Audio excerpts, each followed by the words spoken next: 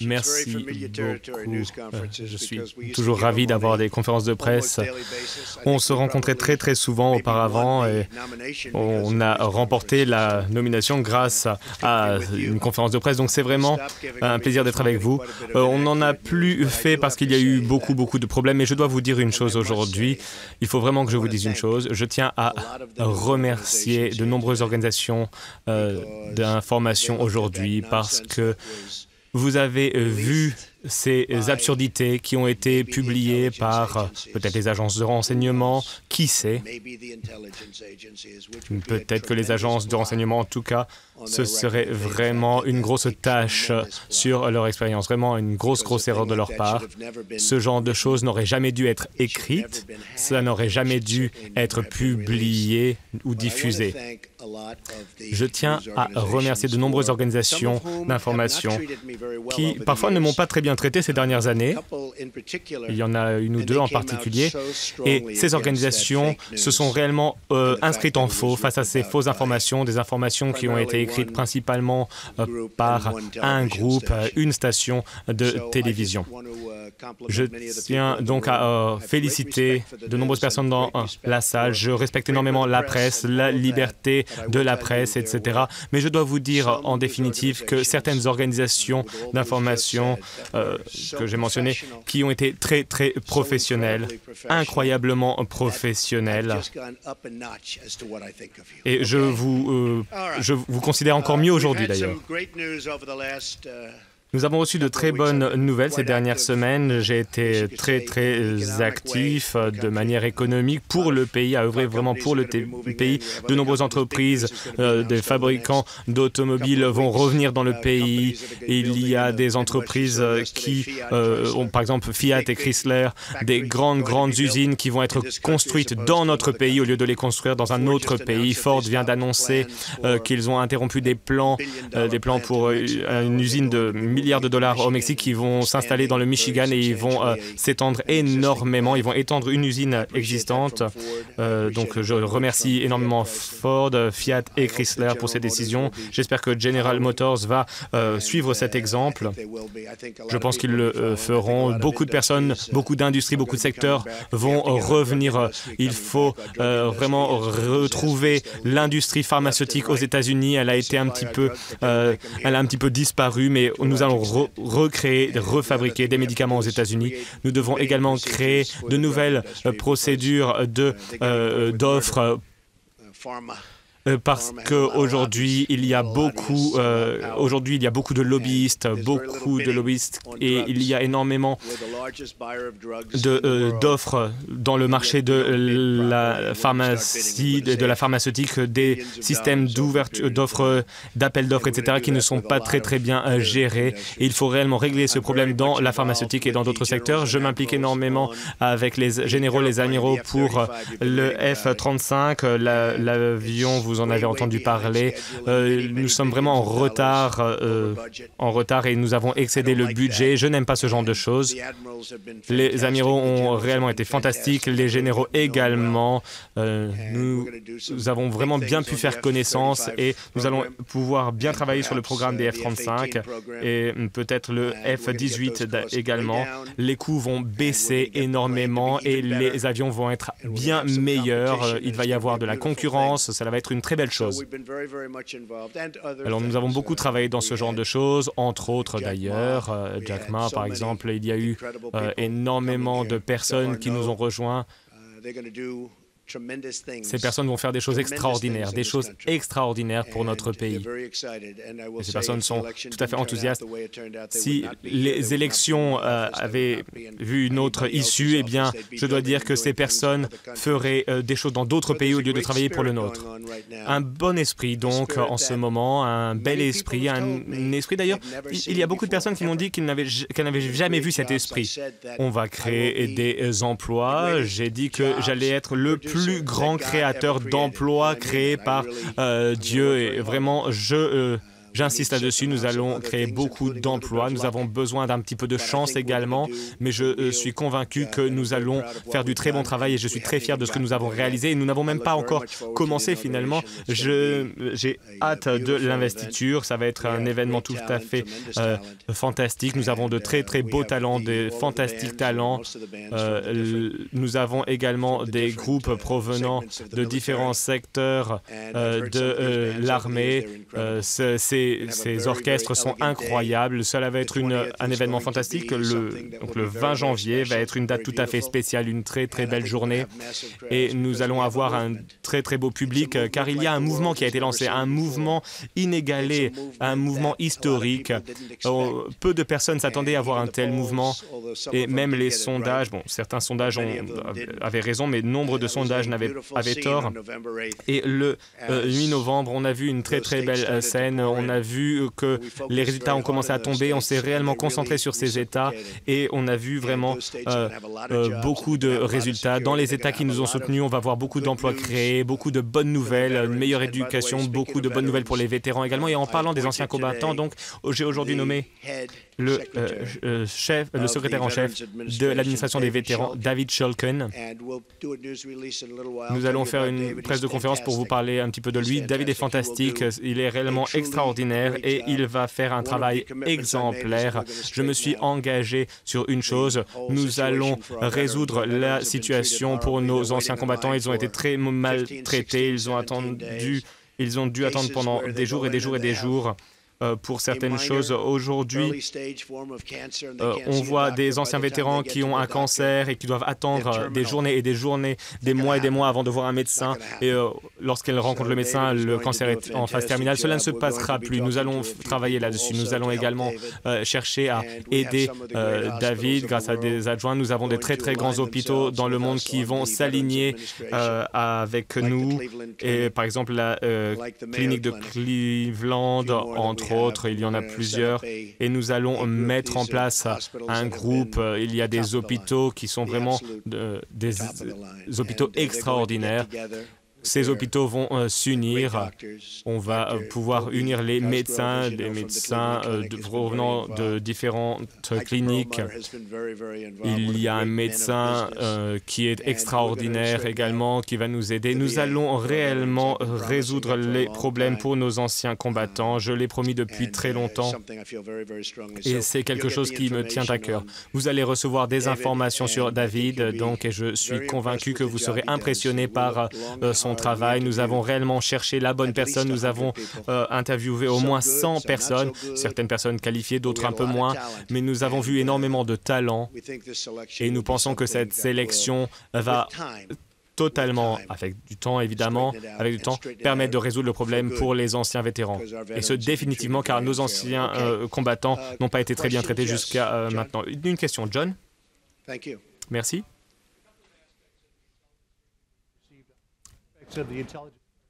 Une question posée hors micro. Premièrement, vous avez reçu un rapport avec des informations. Est-ce que vous pouvez en parler? Deuxièmement, est-ce que vous acceptez l'opinion selon laquelle Vladimir Poutine a attaqué la DNC, entre autres? Si vous êtes d'accord, comment est-ce que cela va avoir une influence sur votre relation, la relation que vous allez créer avec Vladimir Poutine? Alors, ces réunions sont confidentielles. Je ne peux pas vous parler de ce qui s'est passé au cours de ces réunions. Toutefois, il y a eu beaucoup de témoins dans cette réunion. Certains sont ici avec nous. Et je tiens à vous dire que c'est une honte que de telles informations soient diffusées. J'ai lu les informations en dehors de cette réunion. Ce sont des fausses informations, c'est tout à fait faux, ça ne s'est pas produit et cela a été obtenu par des opposants, vous le savez puisque vous en avez parlé, comme nombre d'autres journalistes. C'était un groupe d'opposants qui se sont rassemblés, des personnes un peu folles qui ont rassemblé ces foutaises. Alors, en dehors de la réunion, quelqu'un a diffusé ces informations, ça n'aurait jamais dû être écrit et ça n'aurait jamais dû être diffusé ou même lu. J'ai lu ce qui a été diffusé et c'est une honte, une grave honte. Concernant la cyberattaque, bon, nous avons été attaqués par la Russie, je pense, mais nous sommes attaqués par d'autres pays, d'autres personnes. Et je dois vous dire que nous avons perdu 22 millions de noms. Entre autres, il y a eu plusieurs cyberattaques. On n'en a pas parlé, on n'en a pas fait toute une affaire. C'était quelque chose, c'était probablement la Chine qui était responsable. Il y a beaucoup de hacking, beaucoup de cyberattaques. Et qu'allons-nous faire? Eh bien, nous avons des informaticiens extraordinaires, les plus incroyables du monde. Et donc, nous avons vraiment les meilleurs experts qui n'ont jamais été finalement rassemblés. Nous allons rassembler ces experts en informatique et nous allons créer une barrière de défense. Et je dois vous dire autre chose. Le comité national démocrate était totalement vulnérable. Ils étaient vraiment très vulnérables. Ils auraient pu mettre en place des défenses contre la cyberattaque comme nous l'avons fait. Et je souhaite féliciter mon responsable de la sécurité contre les cyberattaques parce que Ryan a vu ce qui s'est passé dans le monde. Il a vu ce qui était en train de se passer dans ce pays. Il a contacté différentes entreprises et il a mené une défense contre les cyberattaques très efficace. Il y a eu des attaques contre le comité national républicain et ces attaques ont échoué car nous étions protégés. Pour revenir sur la dernière partie de cette question, comment cela peut avoir une influence sur votre relation avec président Poutine? Vladimir Poutine, la Russie ont fait une déclaration. Ils ont dit que ces informations étaient bel et bien des fausses informations. Ils ont dit que c'était tout à fait faux. On pourrait bien évidemment dire, évidemment, Vladimir Poutine va forcément dire ça. Mais je respecte le fait qu'il ait fait une telle déclaration. S'ils avaient des informations, ils les auraient diffusées. Ils auraient diffusé ces informations. Je pense qu'ils auraient pu diffuser toutes les informations comme ils l'ont fait avec Hillary et toutes les choses horribles que M. Podesta, par exemple, a fait. Ce qu'il a dit sur Hillary Clinton, c'était horrible. Si quelqu'un parlait de moi comme Podesta a parlé d'Hillary, eh bien, moi, je l'aurais renvoyé immédiatement. J'aurais renvoyé cette personne. Parce que ce qu'il a dit sur Hillary Clinton était horrible. Mais gardez bien une chose à l'esprit. Nous parlons de cyberattaque, le hacking. Le hacking, c'est mauvais. Ça ne devrait pas intervenir. Mais vous voyez un petit peu ce que l'on a appris, les enseignements qu'on a tirés de ces cyberattaques. Hillary Clinton a reçu les questions du débat et ne l'a pas signalé. C'est une honte, c'est horrible. Imaginez un peu, si Donald Trump avait reçu les questions avant le débat, ça aurait été le scoop le plus incroyable de l'histoire des scoops. Tout le monde aurait dit immédiatement, vous devez abandonner les élections, abandonner la course, mais personne ne l'a fait. Concernant ce rapport sur les renseignements, la deuxième partie de la conduction était que Vladimir Poutine aurait demandé ces cyberattaques pour vous aider dans les élections. Est-ce que vous acceptez cette partie des conclusions? Et est-ce que vous allez défaire ce que Obama a fait pour punir la Russie? Si Poutine aime Donald Trump, eh bien je pense que c'est un avantage plutôt qu'un inconvénient. Nous avons toujours eu une horrible relation avec la Russie. La Russie peut nous aider à lutter contre le groupe État islamique. C'est déjà très difficile, premièrement. Regardez cette administration. Cette administration a créé le groupe État islamique en partant d'un pays. Au mauvais moment, il y a eu un vide qui a été créé. Le groupe État islamique s'est créé. Si Poutine aime Donald Trump, eh bien, devinez quoi, les gars? C'est un avantage, pas un inconvénient. Alors, évidemment, je ne sais pas si je vais m'entendre avec Vladimir Poutine. J'espère que je vais m'entendre avec lui, mais il est très probable que je ne m'entende pas bien avec lui. Si je ne m'entends pas avec lui, est-ce que vous croyez réellement qu'Hillary Clinton serait plus forte contre Poutine que moi? Est-ce que quelqu'un dans la salle ici pense que Hillary Clinton serait plus forte? Non, non, vraiment, soyons sérieux. Concernant les visites à Moscou et à Saint-Pétersbourg, on dit qu'il y a des vidéos où vous vous seriez comporté un petit peu mal dans ces pays. Il pourrait donc y avoir du chantage de la Russie grâce à ces informations. Je vais vous dire une chose. Lorsque je quitte mon pays, tout le monde me connaît. Tout le monde me connaît, vous êtes d'accord? Lorsque je quitte les États-Unis, je fais toujours très attention. Je suis entouré de gardes du corps. Je suis entouré de personnes. Et je leur dis toujours une chose, peu importe où je suis, je leur dis toujours une chose. Si je quitte ce pays, faites vraiment très attention. Parce que dans votre chambre d'hôtel, peu importe où vous allez, vous risquez d'avoir des caméras, des vidéocaméras. Je ne parle pas simplement de la Russie. mais bon, évidemment, ça fait partie des pays auxquels je pense, il faut être convenable partout. Mais dans ces pièces, dans ces chambres, il y a des caméras très petites. Grâce aux technologies modernes, il y a des caméras invisibles. Vous ne pouvez pas les voir, vous ne vous rendrez pas compte que vous êtes filmé. Alors faites très attention à votre comportement. En particulier, faites attention à ce que vous regardez à la télévision. Je le dis à tout le monde à chaque instant. J'étais en Russie il y a des années pour le concours Miss Univers, vraiment un concours qui plaît énormément là-bas. Et j'ai dit à de nombreuses personnes, faites attention. Faites attention, vous ne voulez pas vous retrouver à la télévision. Il y a des caméras partout. Et ce n'est pas simplement en Russie, c'est vraiment partout. Est-ce que vous pensez vraiment que cette histoire pourrait être vraie? Et d'ailleurs, je suis très maniaque et je n'aime pas les bactéries, donc je dois suivre un petit peu sur ces remarques de la Russie. Est-ce que vous pensez que la cyberattaque était justifiée? Est-ce que la Russie a une influence financière ou autre sur vous? Sinon, est-ce que vous allez publier votre déclaration d'impôt? Alors, je l'ai dit, je n'ai aucun lien avec la Russie, je n'ai pas d'accord avec la Russie, je n'ai pas d'accord en préparation avec la Russie, parce que nous sommes restés loin de la Russie, et je n'ai pas de prêts octroyés auprès de la Russie. En tant que promoteur, j'ai très peu de dettes, j'ai des actifs, vous savez aujourd'hui à quel point cette entreprise est grande, j'ai très peu de dettes, mais je n'ai pas de prêts octroyés auprès de la Russie. Aucun. Et je pense que c'est important de le dire, je l'ai bien montré. Donc, aucun accord passé avec la Russie, pas d'emprunt, pas d'accord. Non, on pourrait faire des accords avec la Chine, avec la Russie, très simple. Je ne voudrais pas le faire parce que ça serait un conflit d'intérêts. Donc, aucun prêt, aucun accord et aucun accord en cours ni à venir avec la Russie. Ce week-end, on m'a offert 2 milliards de dollars. 2 milliards de dollars pour un accord à Dubaï avec un homme extraordinaire, un très grand promoteur du Moyen-Orient. Hussein, de Mac, un ami. Un homme extraordinaire. On m'a proposé donc 2 milliards de dollars pour avoir un accord à Dubaï, plusieurs accords. Et j'ai refusé cet accord. Je n'avais pas forcément à le faire, car comme vous le savez, je suis dans une situation où il n'y a pas de conflit d'intérêts, puisque je suis président. Je ne le savais pas avant, je l'ai appris il y a environ 3 mois, mais c'est fantastique, c'est une très bonne chose. Mais je ne souhaitais pas profiter de la situation. J'ai des choses que les autres n'ont pas. Par exemple, Michael Pence l'a également, il n'en aura pas besoin. Je suis dans une situation où je n'ai pas de conflit d'intérêt. Je ne peux pas avoir de conflit d'intérêt en tant que président. Je comprends très bien, on ne veut pas que les présidents soient embourbés dans des conflits d'intérêts, etc. Donc, je pourrais très bien diriger mon entreprise. Je pourrais diriger mon entreprise et diriger le gouvernement en parallèle.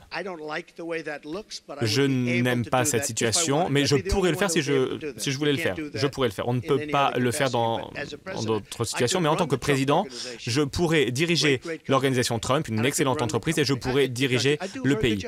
Je ferai un très bon travail d'ailleurs, mais je ne souhaite pas faire les deux choses en même temps. Tous ces documents que vous voyez ici. Oui, allez-y.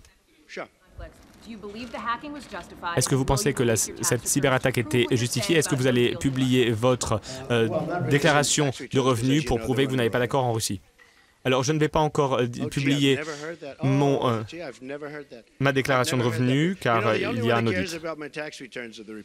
Ce sont que les reporters, que les journalistes qui intéressent à ma déclaration de revenus. Mais j'ai gagné les élections, je suis devenu président, donc tout le monde se moque aujourd'hui de ma déclaration de revenus. Elle vous intéresse, mais tout le monde s'en moque sinon. On apprend très peu de choses avec la déclaration de revenus. Ce qu'il vaut mieux faire, c'est aller voir les élections fédérales et regarder les chiffres. On a appris énormément de choses sur mon entreprise et aujourd'hui, on se rend compte que mon entreprise est bien plus grande, bien plus puissante que tout le monde le pensait. On est présent dans de nombreux pays et j'en suis très fier. Et que vais-je faire aujourd'hui? Eh bien, mes 2 fils, juste là, Don et Eric, mes 2 fils vont diriger l'entreprise. Ils vont la diriger de manière très professionnelle. Ils ne vont pas débattre de sujets avec moi. Ils ne vont pas discuter des affaires de l'entreprise avec moi. Et je vous présente à présent Sherry Dillon, qui va vous présenter ces documents. Il y a des documents que j'ai signés et qui montrent que j'ai totalement offert le contrôle de l'entreprise à mes fils.